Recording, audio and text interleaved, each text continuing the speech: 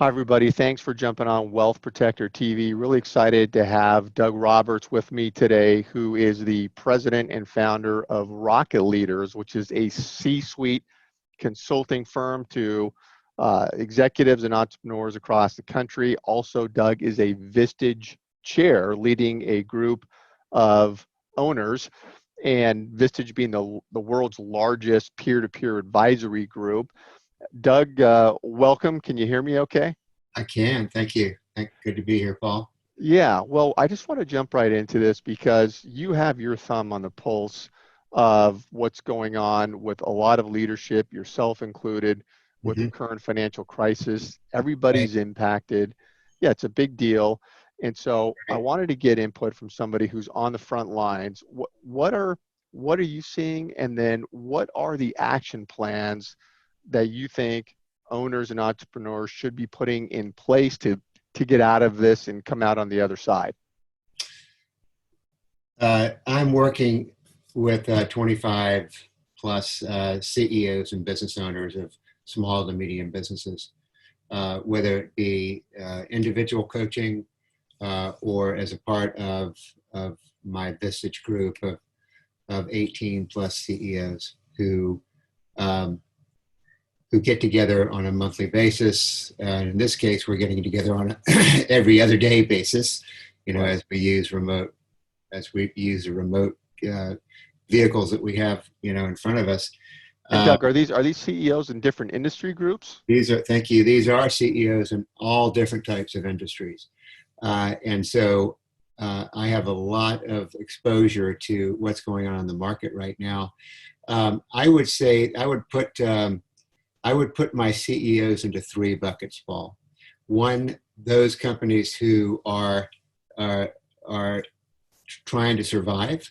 Um, those companies are primarily in industries like restaurants, hospitality, those that are relying on consumers to be at their locations or traveling, etc. Yeah, they're the center of the bomb that Yeah.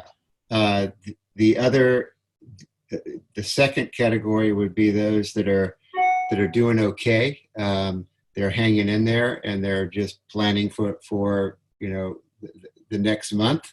And then there is the third category, which are those that are actually growing like gangbusters during this phase. They're taking advantage of what they were already playing really well in, which is providing either they were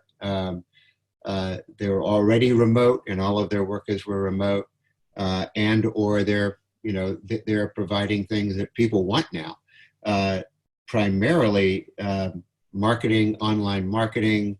Um, let's get our website uh, more effective. Let's from our restaurant clients. Let's get the ability to order online, that sort of thing. So my clients who provide those kind of services are killing it right Hmm. now. And those that are not, those that are in the first category of wow, we just need to hang on to survive. Uh, what we're working on is first of all getting their PPP money.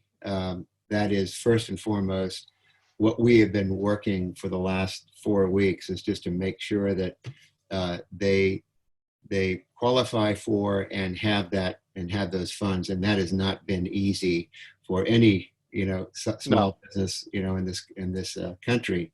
right. um, and that's a whole nother can of worms, a whole nother story, but a really good program, and it's helping out a lot of people, those people that have been successful in getting it. Right. In addition, we so early on when this thing originally hit, I got together with my team and we just said we have got to cut costs. Right, cash is king. We've got to make sure that we have ample cash to weather a good 4 to 6 months. And so uh, that was our primary focus. Which this is before the preferred provider program details came out. Is okay. Let's do all we can um, to preserve cash and live to fight another day. Was that cutting things that maybe weren't Yeah, mandatory to have more cash, stuff like that? absolutely. That's cutting things. That's furloughing. Maybe that's executives taking a 20% haircut in their, in their compensation. Maybe even maybe furloughing to 4 days a week, much of their team. We tried desperately not to do any layoffs. It was more, let's just do cost cutting, whether it be, okay, for the next few months, we're not going to fund your 401ks. We want to leave, Right. of course, we want to leave your health care intact, looking at every cost, operationally, what can we do without? Um, and just counseling each other on how to negotiate with our landlords. That's a great industry, and there's no question that, and I have clients in that industry who are providing commercial real estate. Nonetheless, how do we negotiate with some of those guys during this time to make Yeah. sure that we have cash? And in many cases, it's really just an extension on the back end of your lease. So, hey, maybe I don't pay for 3 months, or maybe I pay at 50% for 3 months, and then we just take that additional money and tack it on at the end. Got And it. by and large, 90% of the time, that's been very successful, and landlords want to work with you, et cetera. Because that's another, we could do a different podcast on that one, which is, Right. Yeah. That's a yeah, big one on yeah, negotiation. exactly negotiation, but also where is that industry going? What is commercial real estate going to look like in the future?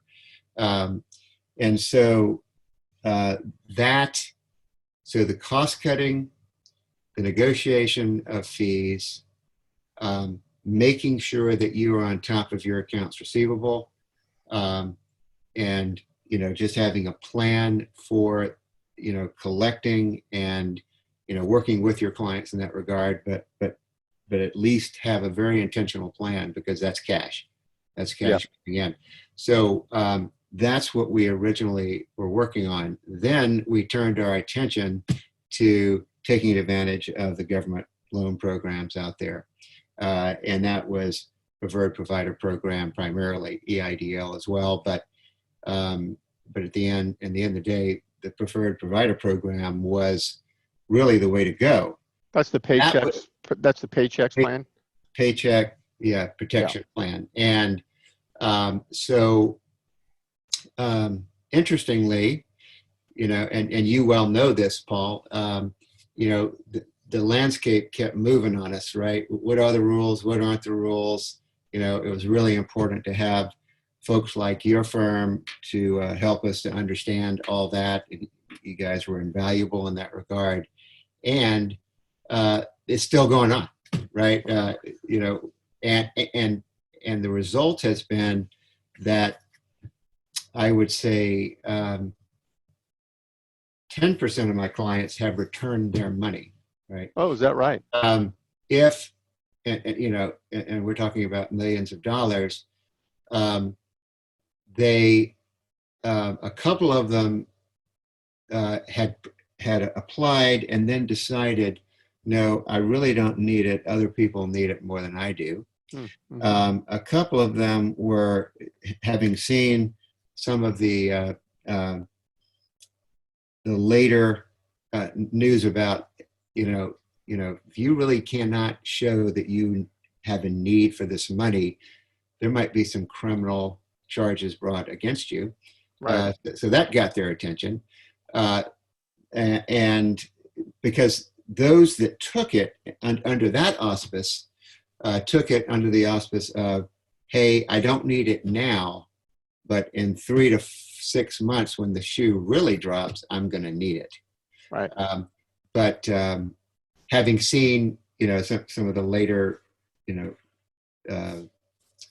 rulings that came out from the Small Business Administration, they were like, it's probably a little risky even to take it now.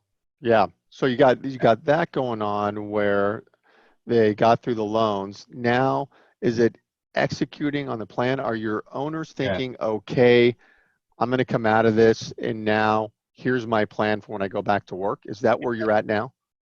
Well, where we're at right now, Paul, is okay.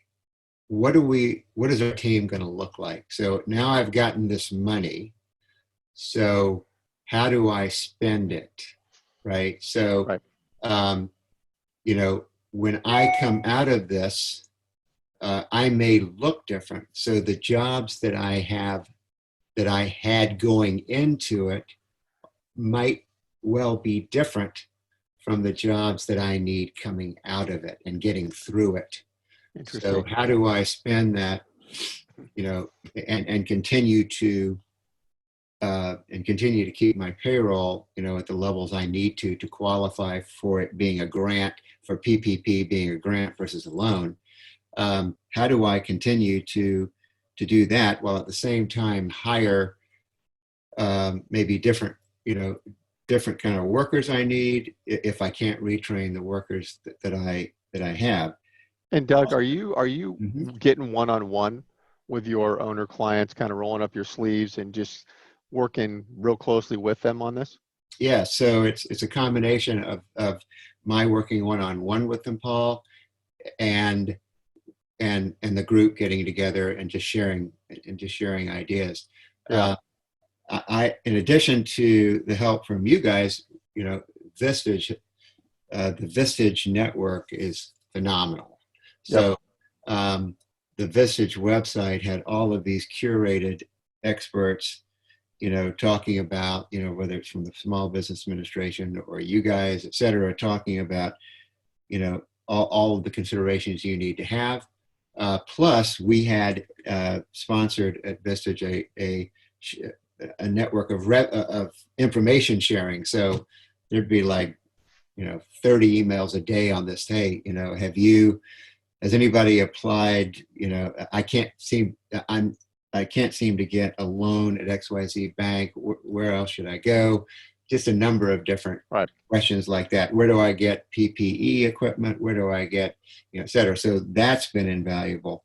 And so, working one-on-one with them, as well as providing them resources, as well as we all get together on a Zoom call, every couple of days and go, okay, how's it going?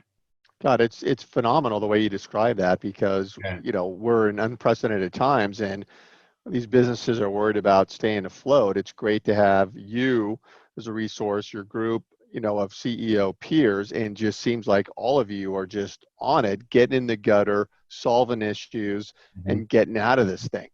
And this is the time to be a part of a CEO group or any kind of advisory group. If you look at you need support. Oh We yeah, all need support during this time. I need absolutely. support during this time. And Yeah, if you look at the Great Recession of 2007 to 2009, during that period, Vistage companies had a compounded annual growth rate, Paul, of 5.8%, while the rest of the Dun& and Bradstreet companies declined 9.2%. that's an Uh, incredible so stat. it's an incredible stat, and it's just it's about getting the right guidance from your peers, from really smart people who are you know who are going through the same things you are, but also the guidance that we get from the experts that we bring to the table at Vistage, like your booth, like your organization. Yep. And yeah, so it's super powerful. And now is the time to be a part of it. And my group's never been stronger than when this adversity hit us. I love it, Doug. It's great information. I'd love to have you back and do a deeper dive into some of these other issues, like kind of leadership issues, and what Yeah. you see truly the best leaders doing right now. Like how are they behaving? Right. I'd be interested in diving into that. But this has Okay. been great and really appreciate it. I know you're very busy, so thank you, and thank you everybody who is watching this for taking a few minutes. Thank you.